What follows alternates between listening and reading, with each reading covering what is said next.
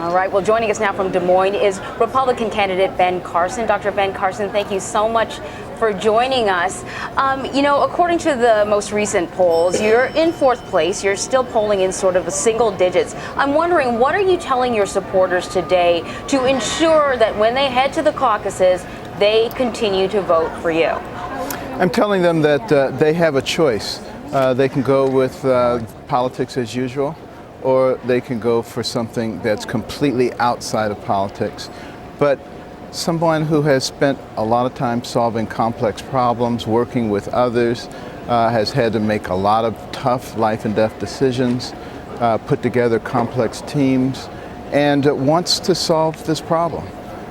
If they want to continue with politics as usual, they have that choice as well. Dr. Carson, back in December, you said we don't want a bunch of bureaucrats dictating to people what they ought to do, and you were talking about that in the context of healthcare, and you've talked about having what you call a health empowerment account. Just for the people who are just trying to make up their minds today, because healthcare is such a big discussion point, what does that mean exactly? Well, first of all, in detail, go to bencarson.com and read about it. But health empowerment account is like a health savings account. Minus the bureaucrats. And we pay for it with the same dollars that we pay for traditional health care. We spend twice as much per individual as many other countries that have much better access. And you give people the ability to shift money within their health empowerment account, which covers almost anything that comes up except for big catastrophic issues. And those are taken care of by your catastrophic insurance, which is much cheaper now because the only thing coming out of it is catastrophic care. So it's sort of like a homeowner's policy with a big deductible versus a homeowner's policy where you want every scratch covered. One costs $1,500 a year, one costs $10,000 a year. This makes that very easy. And then for the indigent, we take the money that's in Medicaid, almost $500 billion a year, divvy that up amongst the 80 million people. That comes out to more than $5,000 a piece. What could you buy with that? A concierge practice, a boutique practice, generally $2,000 to $3,000 a year, and still have thousands left over for your catastrophic insurance. And we would give them a menu like you have in MediChoice, which is Part C of Medicare, and would include their catastrophic and their drug benefits. It's all explained quite nicely on our website as our multitudinous policies that people can see. And they have to go to my website to see them since the media, for the large part, won't talk about important stuff.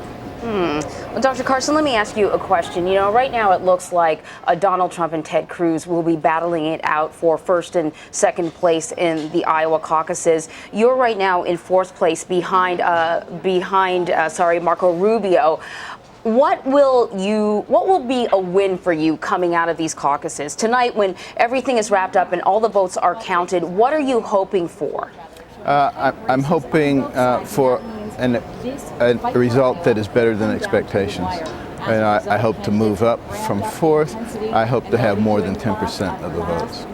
Dr. Carson, when you look at the distinction, you've talked about being an outsider candidate, but Donald Trump is considered also an outsider candidate. What are some of the distinctions that you bring to the table? In other words, if people are trying to make up their minds to go for an outsider candidate, what is the one factor that you would say they should go for you? Well, I don't play the political games, either being bought or trying to buy people. And I think that's perhaps the big distinction between us. We've both had careers of tremendous accomplishment. There's no question about that. But, are we tired of the political insider games, or are we not? We have to make that choice. Sometimes we say we are, but then we don't act like we are. So I'm providing that choice. You mentioned that you were hoping for and wanted a better than expected outcome, meaning something better than what you're polling at.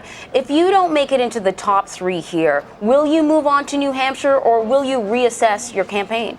I will always continue to reassess my campaign, no matter what goes on, whether I get there or whether I don't get there. It's something that intelligent people do. And, wherever we are in the race, we will constantly be making that determination.